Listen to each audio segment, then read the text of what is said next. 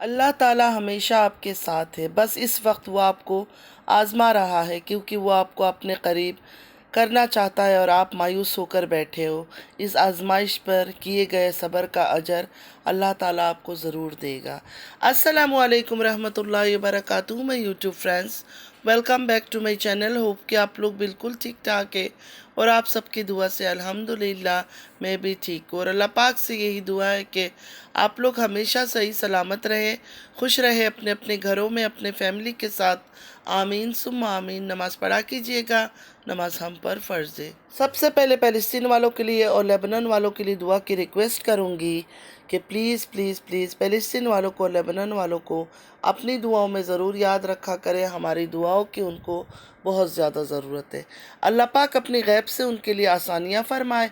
आमीन या रब्बल आलमीन। अगर अभी तक आप लोगों ने मेरे चैनल को सब्सक्राइब नहीं किया तो प्लीज़ जल्दी से लाइक, सब्सक्राइब, शेयर कर लीजिए और बेल आइकन को क्लिक करना बिल्कुल भी मत भूलिएगा। बेल आइकन क्लिक करने से ये होगा, जब भी मैं कोई वीडियो अपलोड करूँगी सबसे पहले नोटिफिकेशन आप लोगों को मिलेगा। आप लोगों का लाइक, सब्सक्राइब, शेयर, कमेंट हमारे लिए हौसला अफजाई होता है। चलिए स्टार्ट करते हैं आज का रिएक्शन। पहले 2 मिनट आप लोगों से बातें कर लेती हूँ। कल मैं थोड़ी इमोशनल हो गई थी, तबीयत भी सही नहीं था, मूड भी अपसेट था।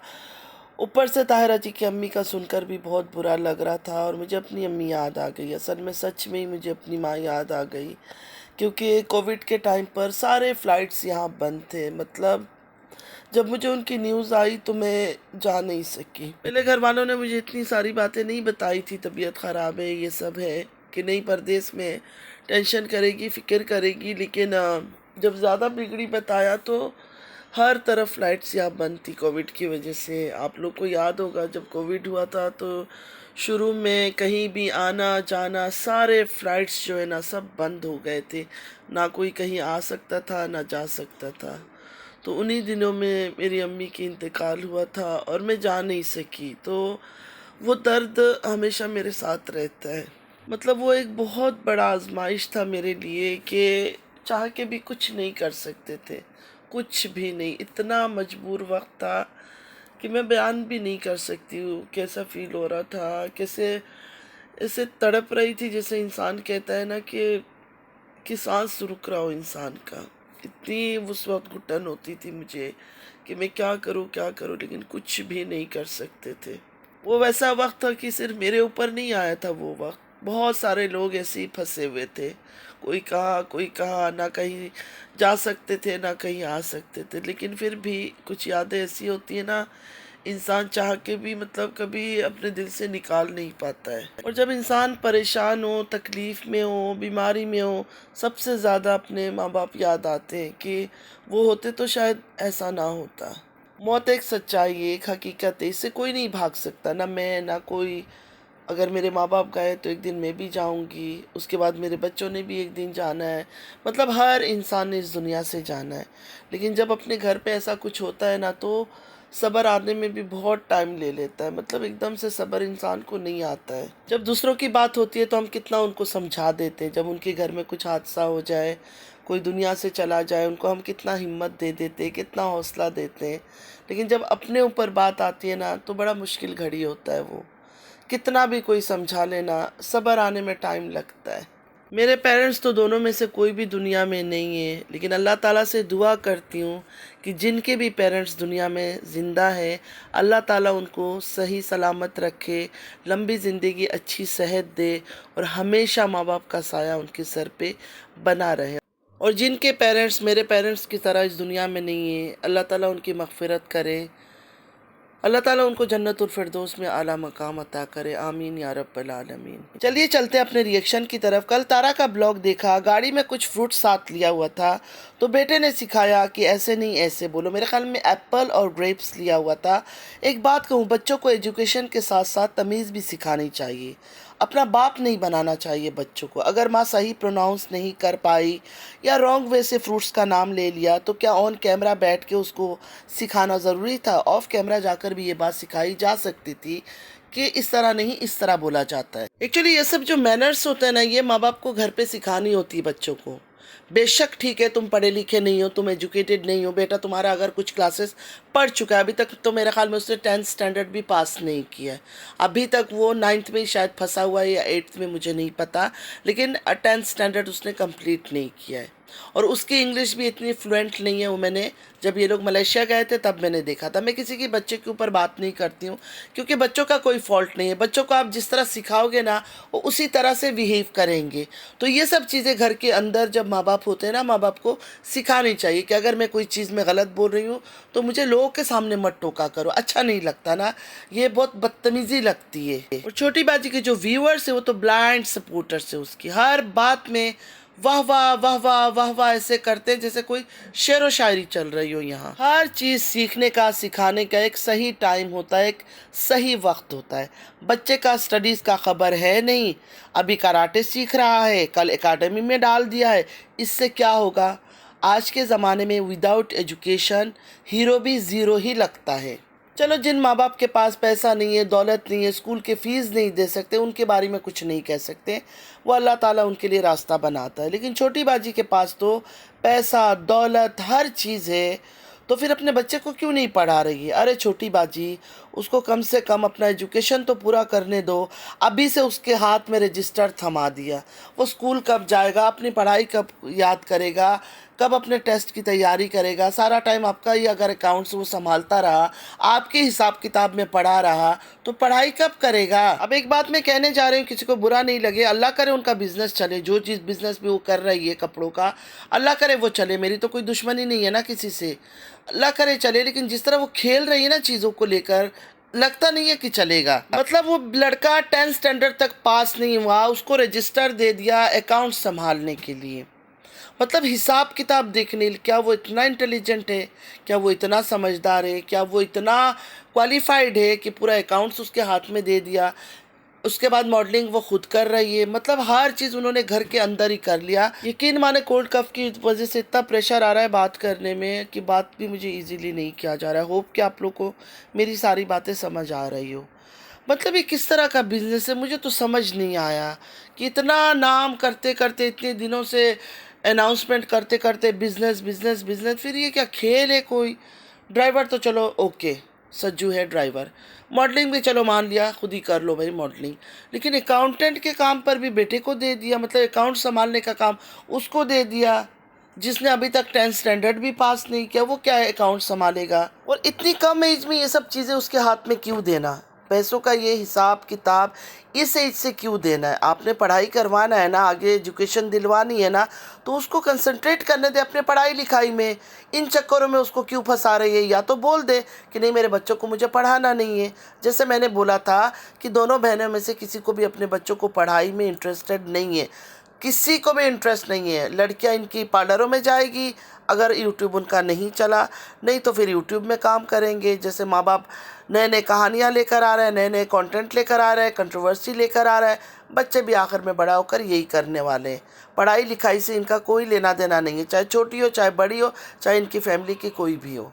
और जो इनके अनभक्त हैं उनका तो ये कहना है कि बहुत अच्छा काम किया, शाबाश, वेल डन, बहुत अच्छा काम किया कि अपने बेटे को अकाउंट्स के काम पर बिठा दिया कि अकाउंट्स वो संभाले। क्योंकि सज्जू पर भरोसा नहीं करना, सज्जू पर बिल्कुल भरोसा नहीं करना।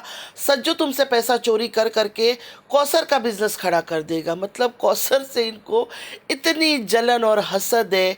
हालांकि कौसर को आप सब देखते हैं, हम भी देखते हैं, उस औरत में कोई ऐसा चीज़ नहीं है जिसको देखकर कोई जलन या हसद करे। इतनी सिंपल सी सोबर सी औरत है ना कौसर, कि मैं बता नहीं सकती हूँ।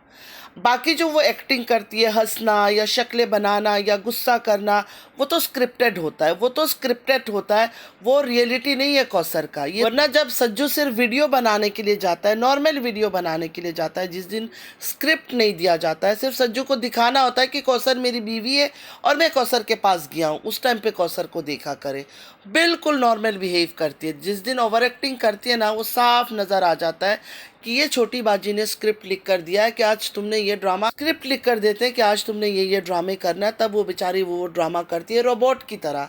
जैसे वो कमांड करते हैं ना रोबोट को कि ऐसे कर, रिमोट कंट्रोल दबाकर, तो उसी तरह इसकी भी दुखती रग पे हाथ रखते हैं कि तुमने ये ड्रामे करना है, पैसे देंगे तो बेचारी शुरू हो जाती है। तो प्यारे व्यूअर्स, छोटी बाजी के प्यारे व्यूअर्स, बस कर दो और बस कर दो छोटी बाजी के व्यूअर्स। क्यों बेचारी कौसर के पीछे पड़ गए हो? वो ऐसा कुछ नहीं कर रही है। आंखें ज़रा खोलो। अंधा कानून की तरह आप लोगों ने क्या आंखों में पट्टी बांध रखी है? बस कर दो। और वो बेचारी बिल्कुल सी एक सिंपल सी औरत है, वो कुछ नहीं कर रही है। जो कुछ भी कर रही है ना, छोटी बाजी कर रही है। अच्छा, एक और बात, इन दोनों बहनों में से कोई भी अपने बच्चों को नहीं पढ़ा रहा है। बड़ी बाजी सिर्फ ड्रामे करती है, बेटियां बुर्का पहन लेती है, बैकपैक पहन लेती है, बस अभी जा रही है। कहाँ जा रही है आप लोगों ने देखा जाते हुए? रास्ते में इधर छोड़ देती है, उधर छोड़ देती है, ऑफ कैमरा करके फिर उठा लेती होगी। सेम छोटी वाली भी यही ड्रामे करती है। इधर छोड़ दिया, उधर छोड़ दिया, ट्यूशन छोड़ दिया, स्कूल छोड़ दिया, बाद में ऐसी गाड़ी में उठा लेती है। जिसके घर में बच्चे पढ़ने वाले हो, क्या उसका घर का माहौल ऐसा होता है?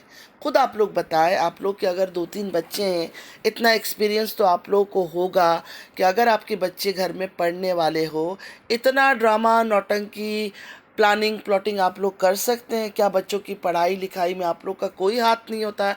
अनपढ़ से अनपढ़, जाहिल से जाहिल, गवार से गवार, इलिटरेट माँ बाप भी होना, उनके बच्चे भी अगर पढ़ रहे हैं ना, तो उनको पता होता है कि ये हमारे बच्चों का पढ़ाई का टाइम है।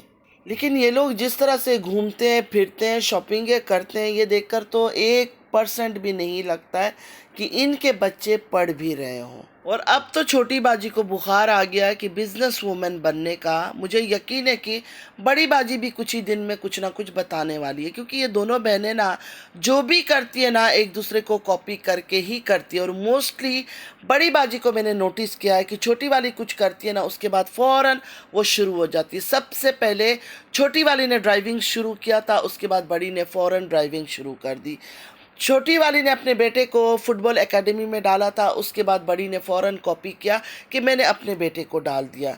छोटी वाली ने होम टूर दिया था, उसके बाद बड़ी वाली ने दिया। छोटी वाली अपनी शॉपिंगें दिखाती है, बड़ी वाली ने भी किया। मतलब अगर आप लोग गौर करेंगे ना, तो जो चीज़ छोटी करती है ना, उसके बाद बड़ी भी करती है। जैसे गुलाब जामुन, गुलाब जामुन का एग्जांपल आप सबके सामने करीब की बातें।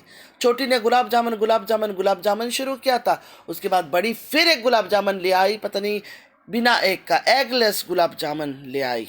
कहने का मतलब है, छोटी बड़ी को कॉपी करती है, बड़ी छोटी को कॉपी करती है। इनका एक दूसरे के बिना गुजारा नहीं है और इनके बीच कोई लड़ाई भी नहीं है, सुलह ही सुलह है। एक और ख़ास बात आप लोगों ने नोटिस किया, ज़रूर नोटिस किया होगा, एक दिन ये लोग ब्लॉग नहीं डाले, आप लोग परेशान हो जाते हो, मिस करने लगते हो इनको। तो अब देखे दोनों बहनें साथ साथ चल रही है। जिस तरह छोटी वाली बिजनेस के चक्कर में डेली ब्लॉग नहीं डाल रही है, बीच बीच में ब्रेक लेती है, बड़ी वाली भी सेम ऐसे ही कर रही है, वो भी ब्रेक ले रही है आजकल। तो अनकरीब आप लोग को और एक गुड न्यूज़ भी ज़रूर मिलेगा। जैसे छोटी बाजी का बिज़नेस का आप लोग को पता चला है ना, बिज़नेस बिज़नेस बिज़नेस करते करते आखिर डिस्क्लोज़ किया कि कौन सा बिज़नेस वो करने वाली है। बड़ी बाजी थोड़ा इससे ज़्यादा शातिर है छोटी वाली से, बड़ी है ना, बड़ी बहन थोड़ी शातिर है ज़्यादा। तो बड़ी बाजी भी कोई ना कोई बिज़नेस की ओपनिंग की तैयारी कर रही होगी, इस वजह से वो भी बीच बीच में ब्रेक ले रही है। कुछ लोग कह रहे हैं बिल्लो आंटी पाक आ चुकी है, तो इसके लिए कहूँगी नो आइडिया। अगर आ जाती तो छोटी बाजी ज़रूर दिखाती, बाकी अल्लाह को पता है। कुछ लोग कहते हैं आंटी जी को ज़ोर ज़बरदस्ती बड़ी बाजी ने वहाँ रखा हुआ है, तो कहूँगी प्लीज़ अभी भी इन लोगों पर आप लोग यकीन करते हैं? जो आंटी अंकल की लड़ाई की वीडियो थी, वो जानबूझ के अपलोड किया था फंड के लिए, पैसे खाने के लिए। क्या आंटी जी कोई छोटी बच्ची है, कोई जवान लड़की है, किसी ने ज़ोर ज़बरदस्ती उनको रख लिया? अच्छा, बहुत सवाल ये था कि छोटी बाजी ब्लैकमेल करती है। मेरी प्यारी बहनों, दोनों बेटियां ही ब्लैकमेल करती है, कोई भी सही नहीं है इनमें से। ये दोनों ही अपने हर रिश्ते को ब्लैकमेल करते हैं, ख़ास कर अपनी माँ को दोनों बेटियां मिलकर ब्लैकमेल करती है, एक नहीं करती है। छोटी बाजी, बड़ी बाजी, इनका बेटा फ़ारूक, तीनों ही अपनी माँ को ब्लैकमेल करते हैं। और अगर ब्लैकमेल नहीं भी करते हैं तो माँ इनकी हर गेम में शामिल होती है। ये हमारी माएँ नहीं है कि हम अगर कोई गलत काम भी करे तो माँ से छुप कर करे। ये इनकी बेटियाँ इनको बताकर ही करती है कि वो भी इनके साथ जुड़ी रहे इनके गलत कामों में। 13 साल की फेक शादी की कंटेंट जो छोटी बाजी लेकर आई थी, उस कहानी से लेकर जेड का जो फेक गलीज़ कंटेंट इन्होंने यूट्यूब में चलाया था, सब में आंटी जी शामिल है। आंटी जी क्या, आंटी जी अंकल जी सब शामिल है। कुछ ख़ास इनके जो रिश्ते हैं ना, वो शामिल है। जो इनके एक मुच्छर चाचू है ना, उसको ये लोग चीज़ें नहीं बताते हर चीज़, वो सिर्फ बीच बीच में अपने तरफ से बात करता है, उसको किसी चीज़ में शामिल नहीं करते हैं। बाकी ये सारे मिलजुल कर ही काम करते हैं। तो बस आज के लिए इतना ही। उम्मीद है आज का वीडियो आप लोग को अच्छा लगा होगा। अगर अच्छा लगा है तो लाइक सब्सक्राइब शेयर ज़रूर कीजिएगा। नमाज़ पढ़ा कीजिएगा। नमाज हम पर फ़र्ज़ है। अल्लाह पाक हम सबको नेक हिदायत दे, हमारी औलादों को नेक हिदायत दे, हमारी मुश्किलें आसान करे। आमीन या रब्बल आलमीन। चलती हूँ, दुआ में याद रखिएगा। ज़िंदगी रही फिर मुलाकात होगी। और हो सके तो कमेंट ज़रूर कीजिएगा, मुझे आप लोग का कमेंट्स का बहुत इंतज़ार रहता है। अल्लाह हाफिज़।